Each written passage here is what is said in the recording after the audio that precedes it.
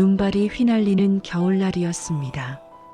경기도 광주 장터 어귀에는 사람들의 발걸음이 뜸했습니다. 추위에 움츠러든 행인들은 저마다 옷깃을 여미며 서둘러 집으로 돌아가고 있었지요. 장터 한쪽 구석, 낡은 멍석 위에 서림이라는 사내가 앉아 있었습니다. 50 중반으로 보이는 그는 해진 두루마기에 남루한 갓을 쓰고 있었습니다.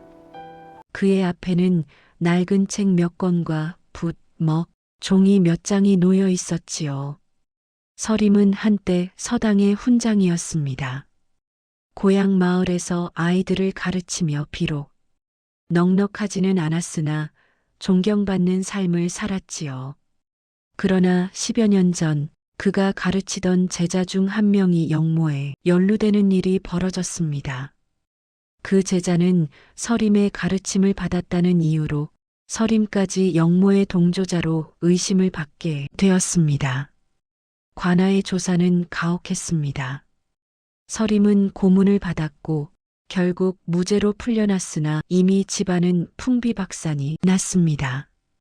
아내는 충격으로 병을 얻어 세상을 떠났고 마을 사람들은 서림을 멀리했지요. 서림은 고향을 떠나 떠돌이가 되었습니다. 이제 그는 장터를 떠돌며 낡은 책을 수선하고 그를 모르는 이들을 위해 편지를 대신 써주는 일로 근근히 살아가고 있었습니다. 훈장님, 이 책 좀 고쳐주시겠소? 한 상인이 찢어진 책을 내밀었습니다. 서림은 묵묵히 고개를 끄덕이고 책을 받아들었습니다. 손가락은 얼어서 감각이 없었지만 그는 정성껏 책장을 펼쳐 살폈습니다. 해가 기울어갈 무렵 장터는 거의 비어 있었습니다. 서림은 하루벌이로 받은 몇 푼의 돈을 품에 넣고 멍석을 거두었습니다. 오늘 밤은 어디서 묵어야 할지 막막했지요. 그때였습니다. 장터 귀퉁이 빈 초가집 처마 밑에서 희미한 소리가 들려왔습니다. 서림은 발걸음을 멈추고 귀를 기울였습니다. 바람소리인가 싶었으나 다시 들으니 아이의 울음소리였습니다. 서림은 천천히 다가갔습니다. 처마 밑 얼어붙은 땅 위에 누더기를 걸친 어린아이가 웅크리고 있었습니다. 여자아이였습니다. 나이는 겨우 서너 살쯤 되어 보였지요. 아이의 입술은 파랗게 질려 있었고 몸은 부들부들 떨고 있었습니다. 아이고. 서림은 무릎을 꿇고 아이를 살폈습니다. 아이는 눈을 반쯤 감은 채 축 늘어져 있었습니다. 이대로 두면 얼어 죽을 것이 분명했습니다. 누가 이 추운 날 아이를 버렸단 말인가. 서림은 주변을 둘러보았으나 아무도 보이지 않았습니다. 아이의 곁에는 낡은 보자기 하나만 덩그러니 놓여 있었지요. 서림은 한동안 망설였습니다. 자신도 먹고 살기 힘든 처지였습니다. 아이를 데려간다면 두 입을 먹여 살려야 했습니다. 그러나 차마 발걸음이 떨어지지 않았습니다. 이 아이를 그냥 두고 갈 수는 없지. 서림은 자신의 두루마기를 벗어 아이를 감쌌습니다. 그리고 아이를 품에 안았습니다. 아이는 매우 가벼웠습니다. 뼈만 남은 듯 했지요. 아가야, 정신을 차려보거라. 서림은 아이를 흔들며 말했습니다. 아이는 희미하게 신음소리를 냈습니다. 아직 숨이 붙어 있었습니다. 서림은 서둘러 장터 근처 주막으로 향했습니다. 주막 주인은 서림을 알아보고 인상을 찌푸렸지만 아이의 상태를 보고는 마지못해 방 한 칸을 내주었습니다. 오늘 하루만입니다. 내일 아침에는 나가야 합니다. 고맙소이다. 서림은 아이를 방에 눕히고 주막 주인에게 따뜻한 미음 한 그릇을 청했습니다. 주인은 투덜거리면서도 미음을 가져다 주었지요. 서림은 아이의 입에 미음을 조금씩 떠넘겼습니다. 아이는 처음엔 삼키지 못했으나 점차 정신을 차리고 미움을 받아먹기 시작했습니다. 그래, 천천히 먹거라. 아이는 미음을 다 먹고 나서야 눈을 또렷이 떴습니다. 큰 눈망울이었습니다. 아이는 서림을 빤히 쳐다보았지요.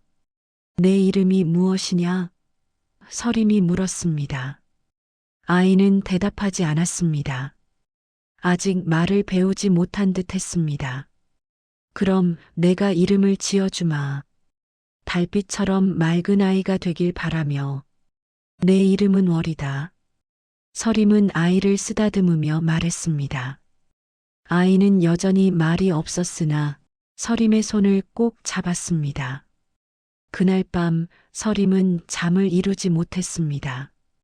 앞으로 어찌해야 할지 막막했습니다. 아이를 데리고 떠돌이 생활을 계속할 수 있을까? 그러나 이미 결정은 내려진 것이나 다름없었습니다. 이 아이와 함께 살아보자. 하늘이 내게 다시 준 인연일지도 모른다. 서림은 작게 중얼거렸습니다. 다음 날 아침 서림은 월이를 업고 다시 길을 나섰습니다. 눈은 여전히 내리고 있었지만 서림의 마음은 조금 가벼워져 있었습니다. 이제 그는 혼자가 아니었습니다. 봄이 왔습니다. 서림과 월이는 여전히 떠돌이 생활을 이어가고 있었습니다. 경기도와 충청도 일대의 장터를 돌아다니며 서림은 책을 수선하고 편지를 대필하는 일을 했습니다. 월이는 서림의 등에 업혀 함께 다녔지요. 세월이 흘러 월이는 7살이 되었습니다. 이제는 제법 말도 하고 걸음걸이도 씩씩했습니다. 서림은 월이를 업고 다니는 대신 손을 잡고 함께 걸었습니다. 아버님, 저기 꽃이 예쁘네요. 월이가 길가에 핀 진달래를 가리키며 말했습니다. 서림은 고개를 끄덕였습니다. 그래, 봄꽃이란다. 겨울이 지나면 봄이 오고 꽃이 피는 법이지. 겨울은 언제 또 와요? 여름과 가을이 지나면 다시 온단다. 월이는 신기한 듯 고개를 갸우뚱했습니다. 서림은 월이의 손을 꼭 잡고 걸었습니다. 어느 날 서림은 월이에게 글을 가르치기 시작했습니다. 장터 한쪽 그늘 아래 앉아 땅바닥에 나뭇가지로 글자를 그려 보였지요. 이것이 일한다. 하늘천. 이것이 땅지. 월이는 눈을 반짝이며 따라 그렸습니다. 서림은 놀랐습니다. 월이는 한 번 본 글자를 곧바로 기억했습니다. 다음 날에도 그 다음 날에도 잊지 않았지요. 이 아이 머리가 비상하구나. 서림은 기뻐하며 월이를 더욱 열심히 가르쳤습니다. 천자문을 가르치고 사서삼경의 구절을 들려주었습니다. 월이는 스펀지처럼 모든 것을 흡수했습니다. 장터에서는 온갖 사람들이 모였습니다. 농부, 상인, 기생, 거린, 떠돌이 악사들. 서림은 그들의 이야기를 귀담아 들었습니다. 그리고 밤이 되면 월이에게 그 이야기들을 다시 들려주었지요. 옛날에 한 효자가 살았단다. 그 효자는 아버지의 병을 고치기 위해 겨울에 잉어를 구하러 갔지. 겨울에 잉어를 어떻게 구해요? 얼음을 깨고 물에 들어가 잡았단다. 그 정성이 하늘을 감동시켜 잉어가 스스로 뛰어나왔다고 하지. 와. 월이는 눈을 크게 뜨고 이야기를 들었습니다. 서림은 옛 이야기뿐 아니라 역사 이야기, 신화 이야기, 장터에서 들은 민간 설화까지 모두 들려주었습니다. 월이는 그 모든 이야기를 외웠습니다. 그리고 자기만의 방식으로 다시 풀어냈습니다. 어느 봄날 충청도 공주 장터에서 일이 있었습니다. 서림이 책을 수선하는 동안 월이는 장터 한쪽에서 아이들과 놀고 있었습니다. 아이들은 월이에게 물었습니다. 너는 어디서 왔니? 나는 아버님과 함께 여기저기 다녀. 심심하지 않아? 아니. 아버님이 재미있는 이야기를 많이 들려주셔. 무슨 이야기? 아이들은 호기심 어린 눈으로 월이를 쳐다보았습니다. 월이는 잠시 생각하다가 입을 열었습니다. 옛날에 한 나무꾼이 살았어요. 그 나무꾼은 산에서 나무를 하다가 사슴 한 마리를 만났어요. 사슴은 사냥꾼에게 쫓기고 있었죠. 나무꾼은 사슴을 숨겨주었어요. 사냥꾼이 가고 나서 사슴은 고맙다고 말했어요. 은혜를 갚겠다고요. 아이들은 월이의 이야기에 빠져들었습니다. 월이는 목소리에 억양을 넣어 생생하게 이야기했습니다. 그날 밤 나무꾼은 꿈을 꾸었어요. 사슴이 나타나서 말했어요. 내일 산 위 연못에 선녀들이 내려올 거예요. 그중 분홍 옷을 입은 선녀의 날개 옷을 숨기세요. 그러면 그 선녀와 부부가 될 수 있어요. 우와, 그래서 어떻게 됐어? 아이들이 물었습니다. 월이는 미소를 지으며 이야기를 이어갔습니다. 나무꾼은 정말 선녀의 날개옷을 숨겼어요. 선녀는 하늘로 돌아가지 못하고 나무꾼과 결혼했어요. 그리고 아이를 낳고 행복하게 살았지요. 하지만 월이는 목소리를 낮추었습니다. 아이들은 숨을 죽이고 들었습니다. 나무꾼이 실수로 날개옷을 보여주고 말았어요. 선녀는 아이들을 데리고 하늘로 올라가 버렸어요. 나무꾼은 슬퍼하며 매일 하늘을 바라보았어요. 그럼 나무꾼은 어떻게 됐어? 나무꾼은 다시 사슴을 찾아갔어요. 사슴은 나무꾼에게 하늘로 올라가는 방법을 가르쳐 주었어요. 나무꾼은 두레박을 타고 하늘로 올라가 선녀와 다시 만났답니다. 와! 아이들은 박수를 쳤습니다. 그때 어른들도 하나둘 모여들었습니다. 월이의 이야기는 어른들의 귀에도 재미있었습니다. 서림은 멀찍이서 그 모습을 지켜보았습니다. 그의 눈가에는 미소가 번졌습니다. 저 아이는 타고난 이야기꾼이구나. 그날 이후 월이는 장터에서 자주 이야기를 들려주었습니다. 처음엔 아이들만 모였으나 점차 어른들도 귀를 기울였지요. 월이의 이야기는 재미있을 뿐 아니라 마음을 울리는 무언가가 있었습니다. 서림은 월이를 보며 생각했습니다. 이 아이는 언젠가 큰 사람이 될 것이다. 밤이 되면 서림과 월이는 주막처마 밑이나 빈 사당에서 잠을 청했습니다. 서림은 월이를 품에 안고 말했습니다. 월이야, 내가 이야기를 잘하는 것은 하늘이 준 재주란다. 그 재주를 잘 갈고 닦아야 한다. 네, 아버님. 사람의 마음을 움직이는 이야기는 단순히 재미있기만 해서는 안 된다. 진실과 교훈이 담겨 있어야 하지. 진실과 교훈이요? 그렇다. 사람이 어떻게 살아야 하는지, 무엇이 옳은지를 이야기 속에 담아야 한단다. 월이는 고개를 끄덕였습니다. 아버님처럼요? 서림은 월이의 머리를 쓰다듬었습니다. 그래, 이 애비처럼. 달빛이 두 사람을 비추고 있었습니다. 월이는 12살이 되었습니다. 이제 월이는 장터에서 이름난 이야기꾼으로 알려지기 시작했습니다. 경기도와 충청도 일대 장터마다 이야기 잘하는 아이로 소문이 났지요.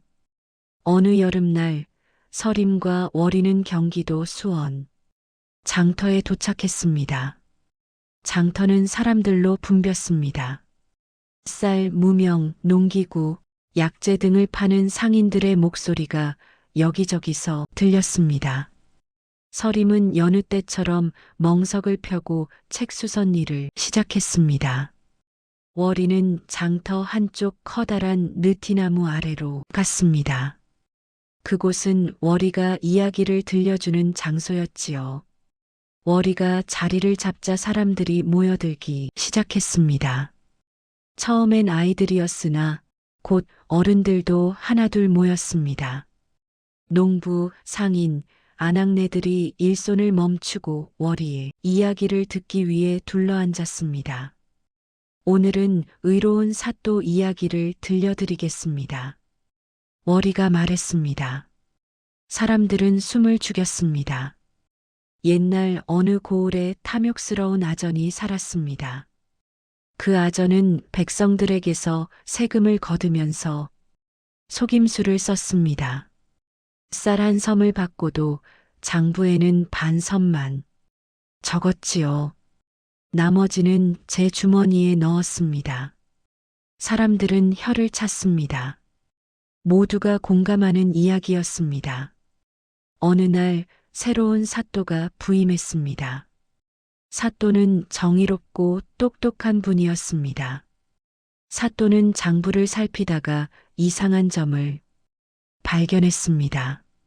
백성들이 낸 세금과 장부에 적힌 세금이 맞지 않았던 것이지요.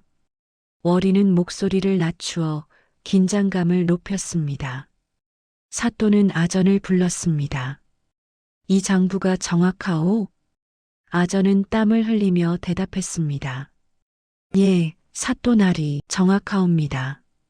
그러자 사또는 미소를 지으며 말했습니다. 그렇다면 내가 직접 백성들을 만나 확인해 보겠소. 사람들은 박수를 쳤습니다. 월이는 이야기를 이어갔습니다. 사또는 마을을 돌아다니며 백성들에게 물었습니다. 모두가 아전의 부정을 고발했습니다. 사또는 아전을 잡아들여 벌을 내렸습니다. 그리고 빼앗긴 쌀을 백성들에게 돌려주었습니다. 월이는 이야기를 마무리했습니다. 정의는 반드시 승리합니다. 비록 늦더라도 진실은 드러나게 되어 있습니다. 사람들은 환호했습니다. 누군가는 눈물을 닦았고 누군가는 고개를 끄덕였습니다. 월이의 이야기는 단순히 재미있을 뿐 아니라 사람들의 마음속 응어리를 풀어주었습니다. 한 아낙네가 앞으로 나와 월이에게 떡 한 조각을 건넸습니다. 아가야, 고맙구나.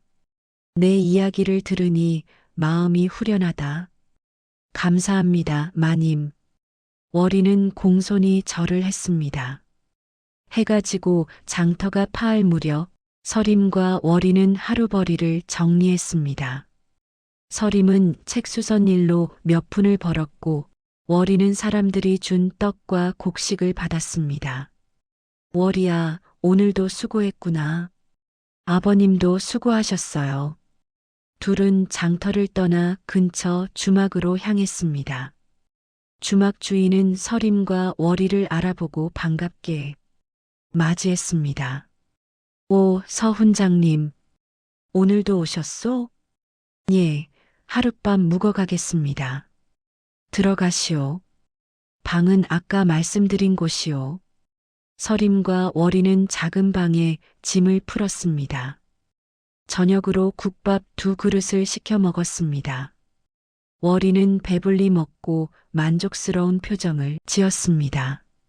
아버님, 오늘 제 이야기를 들은 사람들이 정말 기뻐했어요. 그래, 내 이야기는 사람들에게 위로가 된단다. 저는 더 많은 이야기를 배우고 싶어요. 서림은 월이를 쓰다듬었습니다. 그래, 애비가 아는 이야기는 모두 가르쳐 주마. 그날 밤 서림은 월이에게 또 다른 이야기를 들려주었습니다. 고려시대 충신 이야기, 삼국시대 영웅 이야기, 중국의 고사 이야기까지 월이는 하나도 빠짐없이 귀담아 들었습니다. 그러나 서림의 마음 한편에는 걱정이 자리 잡고 있었습니다. 월이의 재능은 이제 장터를 넘어서고 있었습니다. 더 큰 무대가 필요했지요. 하지만 떠돌이 신세인 서림이 월이를 어디로 데려갈 수 있을까요? 그 무렵 한양에서는 권판서라는 고위 관리가 민간의 이야기를 수집하고 있었습니다. 권판서는 문학과 예술을 사랑하는 선비였습니다. 그는 백성들 사이에 전해지는 설화와 야담을 모아 책으로 엮으려 했지요. 권판서는 각 고을에 사람을 보내 재미있는 이야기를 찾게 했습니다. 그중 한 사람이 수원 장터를 지나다가 월이의 이야기를 듣게 되었습니다. 그는 즉시 한양으로 돌아가 권판서에게 보고했습니다. 대감마님, 수원 장터의 이야기를 기가 막히게 잘하는 아이가 있사옵니다. 나이는 겨우 12살쯤이나 이야기 솜씨는 어지간한 이야기꾼보다 낫습니다. 권판서는 흥미를 느꼈습니다. 그 아이를 데려오너라. 내가 직접 확인해 보겠다. 분부 받들겠나이다. 며칠 후 그 사람은 다시 수원 장터를 찾았습니다. 그리고 서림과 월이를 찾아냈습니다. 서 훈장님, 그리고 월이라는 아이분, 한양의 권판서 대감께서 두 분을 부르십니다. 서림은 놀라며 물었습니다. 권판서 대감이라니요? 무슨 일로? 월이의 이야기 솜씨가 뛰어나다는 소문을 들으셨습니다. 대감께서 직접 이야기를 듣고 싶어 하십니다. 서림과 월이는 서로를 바라보았습니다. 이것은 기회였습니다. 그러나 동시에 두려움도 밀려왔습니다. 제가 한양에 가도 괜찮을까요? 월이가 조심스럽게 물었습니다. 서림은 월이의 손을 꼭 잡았습니다. 괜찮단다. 애비가 함께 갈 테니. 예, 아버님. 서림과 월이는 짐을 꾸렸습니다. 그리고 그 사람을 따라 한양으로 향했습니다. 길은 멀고 험했지만 두 사람의 마음은 기대로 가득했습니다. 과연 권판서는 월이의 이야기를 어떻게 평가할까요? 그리고 이 기회는 두 사람의 삶을 어떻게 바꿀까요? 달은 높이 떠 있었고 길은 아직 멀었습니다. 한양은 넓고 번화했습니다. 서림과 월이는 태어나서 처음 보는 큰 도성에 압도되었습니다. 높은 성벽, 넓은 대로, 기와집들, 그리고 수많은 사람들. 모든 것이 낯설고 신기했지요. 권판서의 사람을 따라 두 사람은 북촌의 큰 기와집 앞에 도착했습니다. 대문 앞에는 하인들이 서 있었고 안에서는 은은한 풍악 소리가 들려왔습니다. 여기가 권판서 대감마님의 댁이요. 들어가시지요. 서림과 월이는 조심스럽게 대문을 들어섰습니다. 넓은 마당을 지나 사랑채로 안내되었습니다. 사랑채 마루에는 이미 여러 사람이 앉아 있었습니다. 선비들과 관리들이었지요. 그중 가장 높은 자리에 앉은 이가 권판서였습니다. 50대 중반쯤 되어 보이는 그는 온화한 인상에 학자다운 기품이 흘렀습니다. 서 훈장과 월이로구나. 어서 오너라. 권판서의 목소리는 부드러웠습니다. 서림은 깊이 절을 했습니다. 소인 서림, 대감마님께 문안 여쭙나이다. 월이도 따라서 절을 했습니다. 아이 월이 대감마님께 인사 올립니다. 허허, 일어나거라. 여기 앉아라. 권판서는 두 사람을 마루 한쪽에 앉게 했습니다. 다른 선비들은 호기심 어린 눈으로 월이를 바라보았습니다. 소문을 들으니 월이가 이야기를 참 잘한다더구나. 송구하옵니다, 대감마님. 아이가 아는 것이 적사와 부끄럽기 그지없습니다. 서림이 겸손하게 대답했습니다. 권판서는 미소를 지었습니다. 겸손할 것 없다. 오늘 이 자리에 모인 이들은 모두 문학을 사랑하는 사람들이다. 월이의 이야기를 듣고 싶어 한다. 부담 갖지 말고 편히 들려주거라. 월이는 긴장한 표정으로 고개를 끄덕였습니다. 서림은 월이의 손을 꼭 잡아주었습니다. 월이야, 평소처럼 하면 된다. 예, 아버님. 월이는 자리에서 일어나 마루 가운데로 나왔습니다. 사람들의 시선이 일제히 월이에게 쏠렸습니다. 월이는 깊게 숨을 들이쉬고 입을 열었습니다. 대감마님, 그리고 여러 나리들께 오늘 제가 들려드릴 이야기는 효녀 심청에 관한 것입니다. 사람들은 고개를 끄덕였습니다. 심청 이야기는 누구나 아는 이야기였지요. 그러나 월이는 자신만의 방식으로 이야기를 풀어냈습니다. 옛날 황주 땅 도화동에 심학규라는 선비가 살았습니다. 그는 앞을 보지 못하는 맹인이었습니다. 아내는 딸 심청을 낳고 세상을 떠났지요. 심학규는 홀로 딸을 키웠습니다. 아니, 정확히 말하면 딸이 아버지를 돌보며 자랐습니다. 월이의 목소리는 차분하면서도 감정이 실려 있었습니다. 심청은 어려서부터 아버지를 지극정성으로 모셨습니다. 밥을 지어드리고 옷을 빨아드리고 손을 잡고 길을 안내했습니다. 가난했지만 효심 하나만은 하늘을 감동시킬 만했지요. 사람들은 숨을 죽이고 들었습니다. 월이는 이야기를 이어갔습니다. 어느 날 심학규는 스님으로부터 부처님께 공양미 300석을 바치면 눈을 뜰 수 있다는 말을 들었습니다. 심학규는 무심코 그렇게 하겠다고 약속했지만 300석의 쌀을 구할 길이 없었습니다. 월이는 목소리를 낮추었습니다. 이 사실을 알게 된 심청은 깊은 고민에 빠졌습니다. 아버지의 눈을 뜨게 하고 싶었지만 돈을 구할 방법이 없었지요. 그러던 중 뱃사람들이 인당수에 제물로 바칠 사람을 찾는다는 소식을 들었습니다.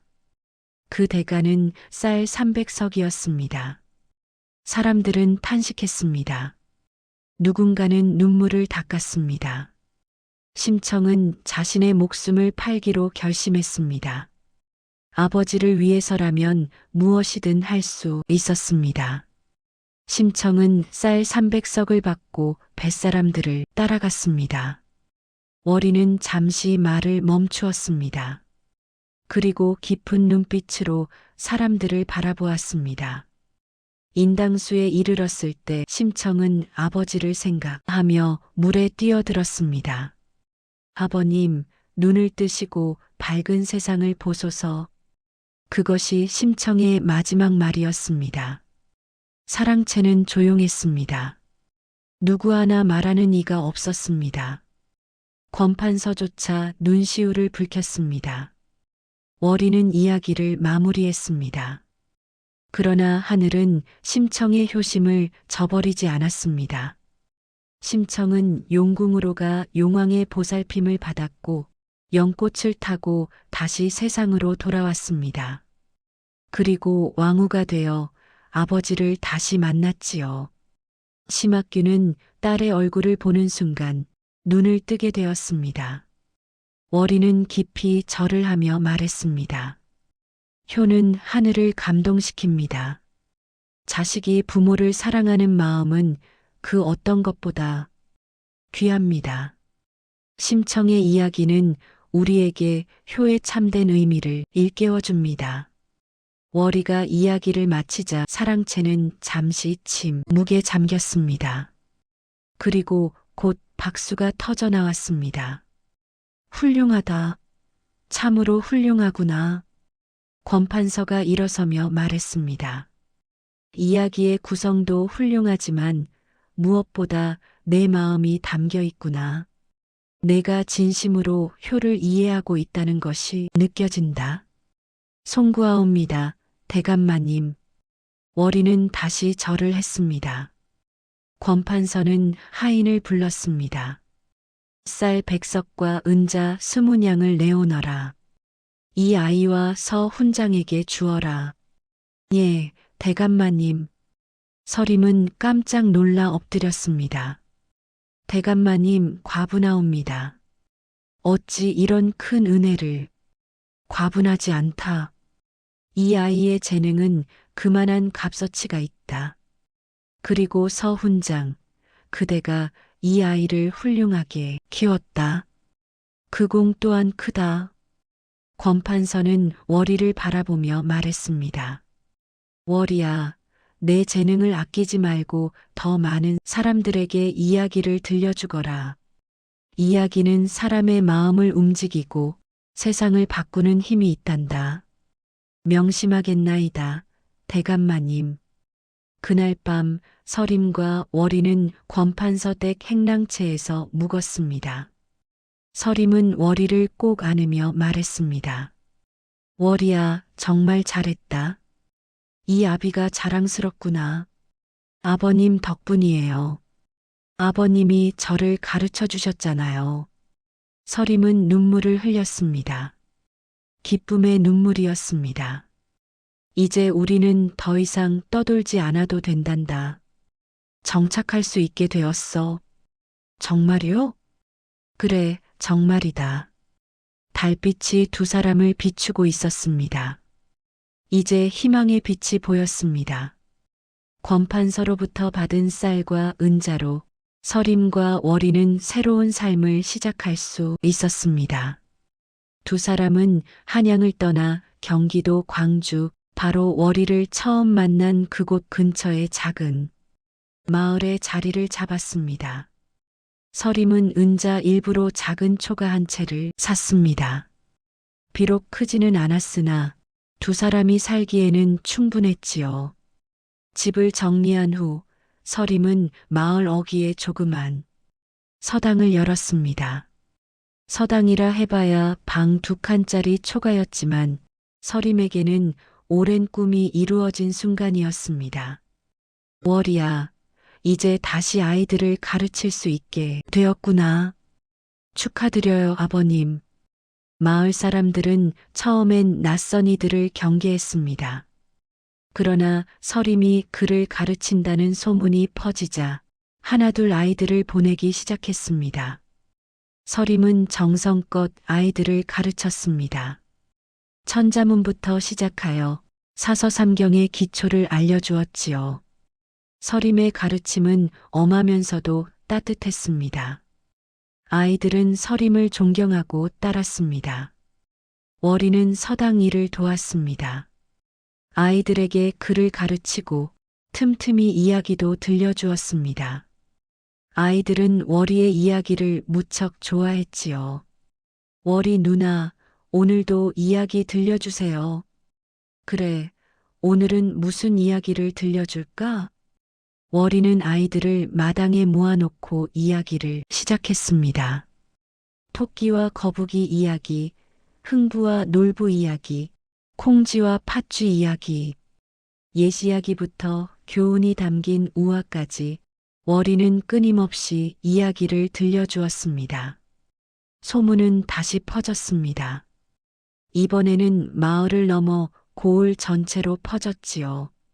광주의 이야기를 기가 막히게 잘하는 처자가 있다는 소문이었습니다. 어느 날 인근 고을의 부유한 양반이 월이를 초청했습니다. 잔치 자리에서 이야기를 들려달라는 것이었지요. 서림은 월이와 함께 그 댁을 방문했습니다. 월이는 양반댁 사랑채에서 손님들 앞에서 이야기를 풀어냈습니다. 이번에는 춘향전의 일부를 각색한 이야기였습니다. 사랑과 신의 그리고 정의에 관한 이야기였지요.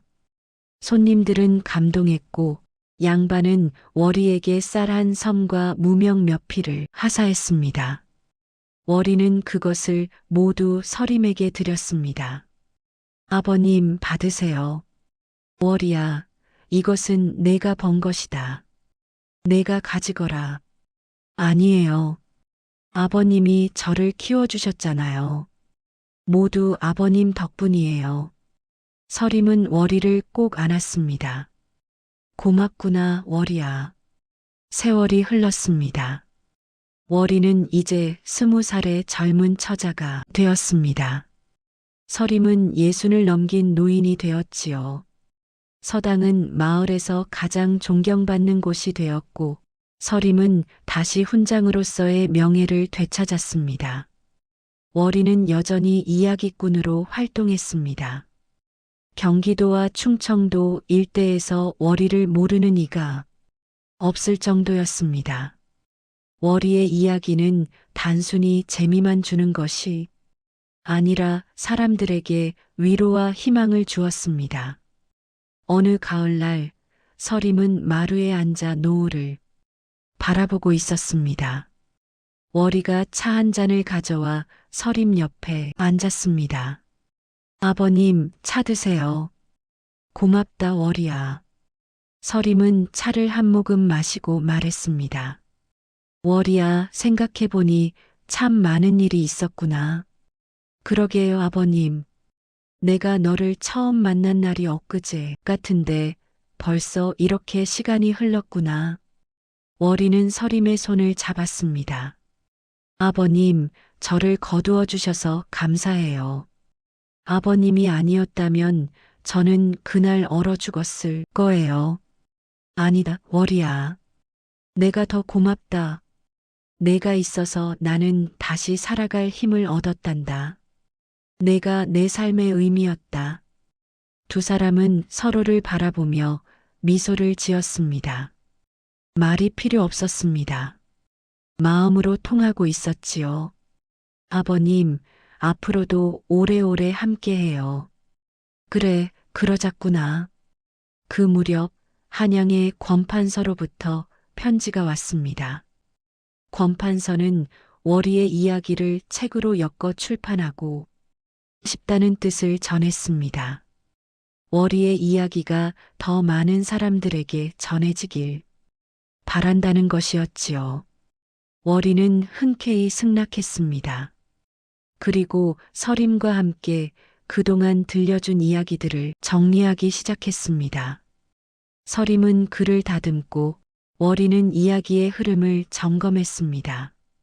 책은 이듬해 봄에 출판되었습니다. 제목은 월이야담이었습니다. 책은 큰 인기를 끌었고 조선 팔도에 퍼졌습니다. 월이의 이름은 이제 전국적으로 알려졌습니다. 그러나 월이는 교만하지 않았습니다. 여전히 마을 서당에서 아이들을 가르치고 장터에서 이야기를 들려주었습니다. 월이는 자신의 재능이 하늘이 준 선물이며 그것을 나누는 것이 자신의 사명이라 생각했지요. 어느 여름날 저녁 서림과 월이는 마당에 앉아 별을 바라보고 있었습니다. 서림은 조용히 말했습니다. 월이야, 내가 이제 오래 살지 못할 것 같구나. 아버님, 무슨 말씀을. 아니다, 괜찮다. 나는 충분히 행복했다. 너를 만나 함께 살 수 있었으니 더 이상 바랄 것이 없다. 월이는 눈물을 흘렸습니다. 아버님, 저는 어떻게 해요? 아버님 없이 어떻게 살아요? 서림은 월이의 손을 꼭 잡았습니다. 월이야, 너는 이제 혼자서도 잘 살 수 있다. 내 안에는 훌륭한 사람이 될 모든 것이 갖추어져 있단다. 사람들에게 이야기를 들려주고 그들에게 위로와 희망을 주거라. 그것이 너의 길이다. 예, 아버님. 그리고 잊지 말거라. 은혜는 돌고 도는 것이란다. 내가 받은 사랑을 다른 이들에게 나누어 주거라. 명심하겠습니다, 아버님. 서림은 미소를 지으며 하늘을 바라보았습니다. 나는 정말 행복했단다. 그날 밤 서림은 평안히 잠들었습니다. 그리고 다시 깨어나지 않았습니다. 월이는 슬픔에 잠겼지만 서림의 가르침을 잊지 않았습니다. 장례를 치른 후 월이는 서당을 계속 운영했습니다. 그리고 더 많은 이야기를 사람들에게 들려주었지요. 세월이 흐르며 월이는 조선 최고의 이야기꾼으로 명성을 얻었습니다. 그러나 월이는 항상 서림을 기억했습니다. 이야기를 시작하기 전 월이는 늘 이렇게 말했습니다. 저를 키워주신 아버님께 이 이야기를 바칩니다. 월이는 자신이 받은 사랑을 세상에 나누었습니다. 가난한 아이들에게 글을 가르치고 외로운 이들에게 이야기를 들려주었습니다. 그리고 언젠가 자신처럼 버려진 아이를 만나면 거두어 키우겠다고 다짐했습니다. 밤하늘에는 달이 떠 있었습니다. 서림이 지어준 이름 월이, 달처럼 밝게 살라는 뜻이었지요. 월이는 그 이름처럼 사람들에게 빛이 되었습니다. 진정한 가족은 혈육이 아니라 마음으로 맺어지며 받은 은혜는 세상에 나누어 갚는 것입니다.